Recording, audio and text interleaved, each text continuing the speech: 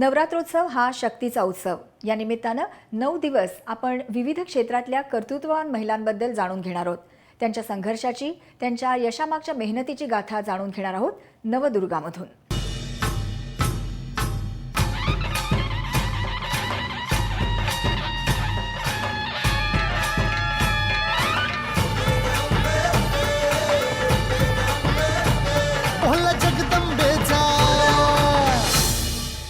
आज महाराष्ट्र निवडणूक आयोगाच्या पहिल्या महिला आयुक्त नीला सत्यनारायण यांच्या आतापर्यंतच्या प्रवासाबद्दल जाणून घेणार आहोत. त्यांच्याशी बातचीत केली आमची प्रतिनिधी अश्विनी गोळे हिनं. नवदुर्गाच्या निमित्तानं आज आपण वेगवेगळ्या कर्तृत्ववान स्त्रियांचा आढावा घेतोय. त्याच कर्तृत्ववान स्त्रियांमध्ये एक मोठं महाराष्ट्रातलं एक मोठं नाव म्हणजे नीला सत्यनारायण. त्यांच्याशीच आपण थेट बातचीत करणार आहोत. नमस्कार नीलाताई. मी मराठीमध्ये आपलं स्वागत.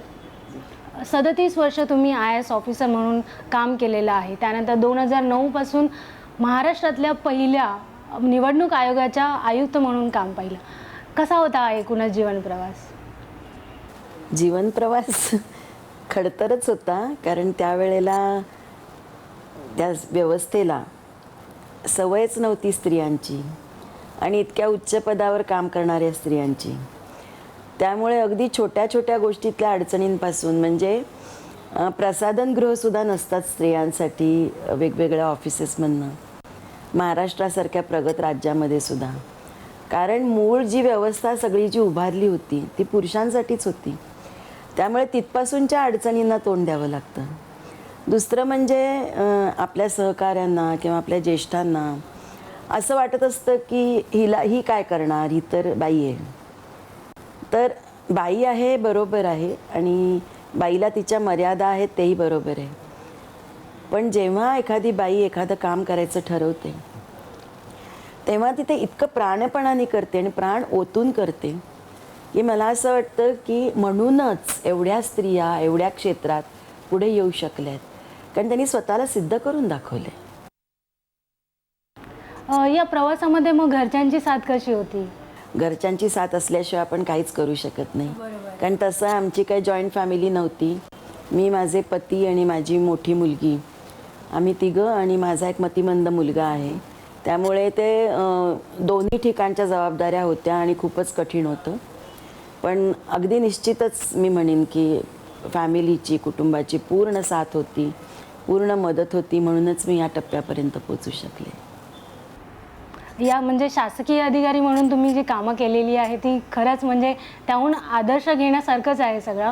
पण त्याशिवाय तुम्ही कविता केलेल्या आहेत, जवळजवळ 150 कविता तुम्ही केलेल्या आहेत आणि त्या कविता म्हणजे एक माणसाच्या आयुष्यामध्ये साहित्य आणि कलेची जर झालर असेल तर माणूस पण खुलतं. तर मग त्याबद्दल तुमच्याही बाबतीत तेच झालं का? कविता तर मी लहानपणापासून करायला लागले. मी 7व्या वर्षाची असल्यापासून कविता करायला लागले आणि तो एक प्रकारचा आत्मसंवाद होता असं म्हटलं तरी चालेल, की जे मी बाहेर नाही बोलू शकले आणि मुक्तपणे सांगू नाही शकले ते मी माझ्या शब्दात उतरवायची. आणि त्यामुळे कविता करणं हा म्हणजे जणू काय माझा व्यक्तिमत्वाचाच भाग होता. फक्त एवढंच झालं की या सगळ्या प्रवासात मी ते सोडला नाही छंद माझा. नक्कीच.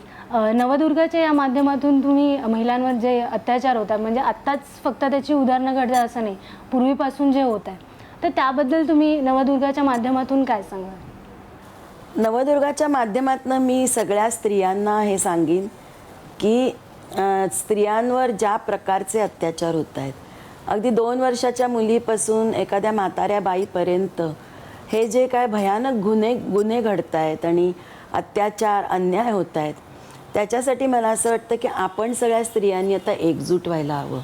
आणि जेव्हा आपण एकजूट होऊ तेव्हाच ही स्त्री भ्रूण हत्या म्हणा किंवा आपल्यावर होणारे सेक्शुअल अटॅक्स म्हणा किंवा सार्वजनिक स्थानी काम करत असताना स्त्रियांना सोसावा लागणारा अन्याय म्हणा, या सगळ्या गोष्टी आपल्याला दूर करता येतील.